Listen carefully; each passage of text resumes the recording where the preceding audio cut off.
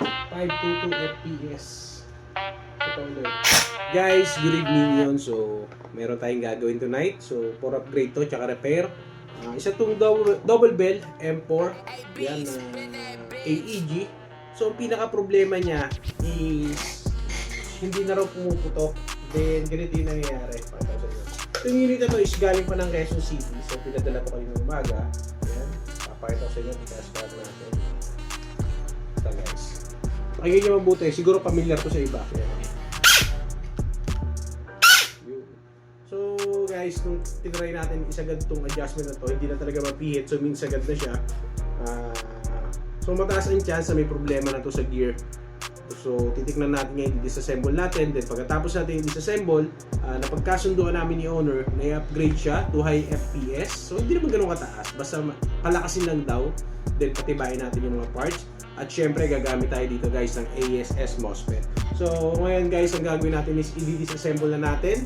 Para syempre, ma-installan na natin ang MOSFET at ma-upgrade na natin. So, yun guys, tignan nyo mabuti mamaya kung gano'n na siya kaganda after natin ma-upgrade. So, ilang, abangan tayo sa update. Disassemble ko muna to.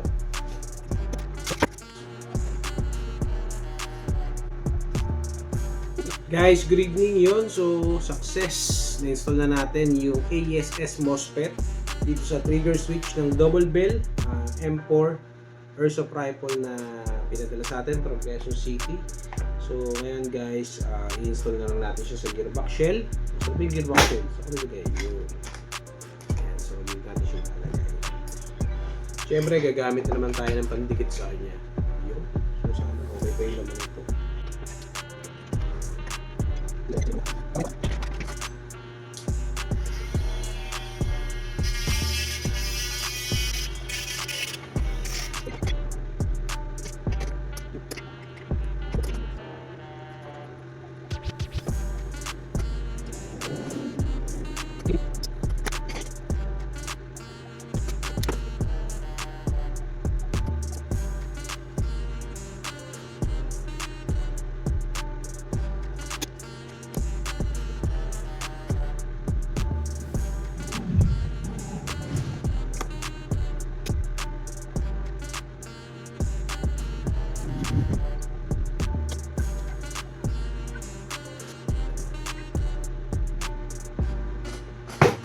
Yun, so na-install na natin siya within 7 minutes.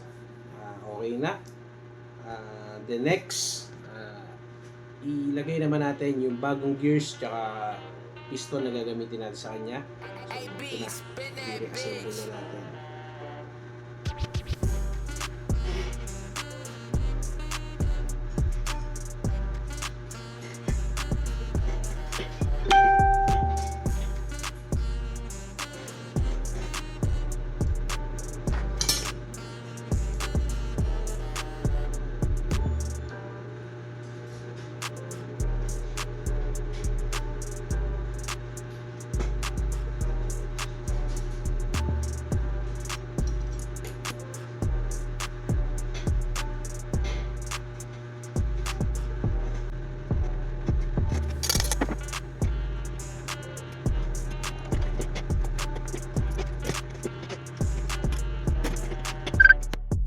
Guys, good evening. Good morning na pala. 1 AM na. So, pakita ko lang sa inyo yung ginagawa natin double bell airsoft rifle. So, nakapag-install na tayo sa kanya ng ASS MOSFET. So, medyo matigas yung spring na gamit natin sa kanya. Then, meron akong napansin na problema sa gearbox ni double bell. Medyo masikip siya sa ibang gears. So, yung dating gears kasi nakalagay dito, yan yung SHS, is sobrang sikip. So, yun, ang ginawa natin, nagpalit tayo ng gears. So, ngayon, nagtanggal din tayo ng shims at naramdaman natin na yung ikot medyo masikip pa. So, meron tayong ginawang paraan sa kanya. Nagbawas tayo sa may part ng 8mm bearing niya para medyo bumuo ng konti. Kasi guys, kung makikita nyo yan, ang laki pa ng space niya talaga. Hindi pa siya sumasagad ng baon kumpara sa kabilang side na to. Yan, makikita nyo, nakasagad. Yun, binawasan natin siya. At kahit pa paano naman ngayon medyo okay na siya. So siguro kailangan pa natin siyang bawasan ng konti para lang mas maging smooth pa yung putong niya kasi nababagalan pa ako sa kanya guys. Ito, test pair natin, pakita ko sa inyo. Stock motor nga pala yung gamit natin.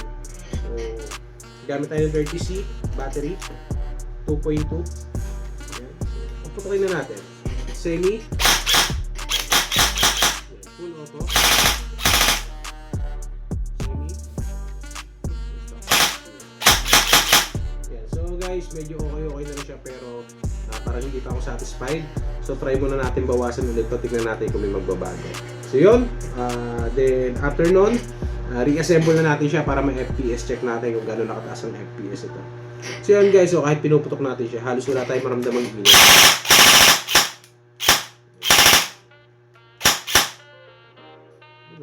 Halos dito lang siya umiinit. Stock motor pa to ha. So yun, try na natin ulit. Guys, good morning. Yun, update lang tayo. So nagbukas pa tayo ulit dun sa part ng 8mm bearing niya. So ito na siya ngayon. Kung ma-obserbahan nyo guys, napaganda na lang rate of fire niya talaga kahit stock motor yung gamit. So 155 spring stock motor, 18:1 gears.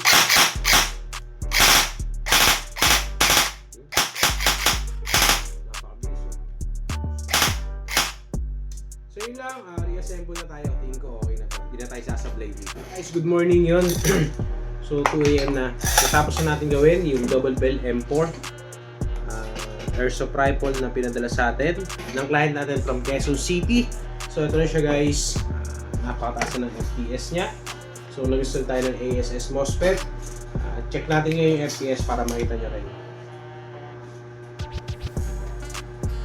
Gamit tayo syempre ng 0.20.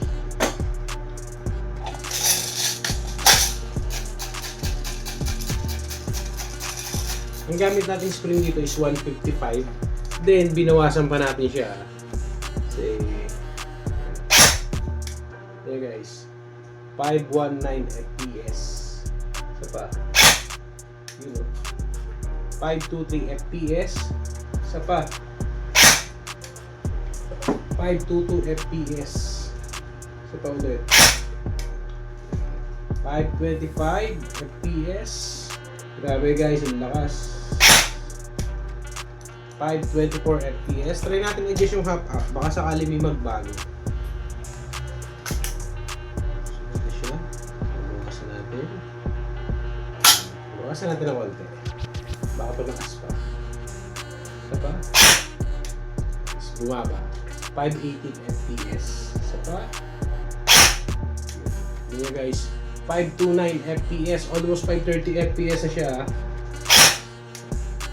524. So, ganoon na siya kabilis. Ganoon nakataas yung FPS niya guys using 145 spring. Ay, sorry, 155 spring. So, nagbawas lang tayo ng 2 loops. Then, gamit natin sa kanya is stock motor lang. Yun, so ganoon kaganda yung response ng trigger niya. Although hindi ganoon kabilis. Pero grabe guys, kumpara sa iba na naka-stock motor lang, mas okay to. Ang dahilan niyan guys is nag-install tayo ng ASS MOSFET. So napakaganda ng flow ng kuryente niya ngayon. Pakita ko ulit sa inyo. Semi, full. So yan guys, let's sa mga gusto ko mag-prepare, mag-upgrade. Message lang sa page ng Airsoft Zone 2. Send nyo lang yung pictures at video ng mga Airsoft unit na gusto yung pagawa at pag-usapan natin yan. So yun lang guys, ASS MOSFET, out of stock na tayo, sold out na lahat kanina. Bali next week may parating tayo. Medyo dinamihan na natin yung pagpapagawa. So yun lang po ulit, maraming salamat. Sir, sa owner nito, salamat po. Ready na.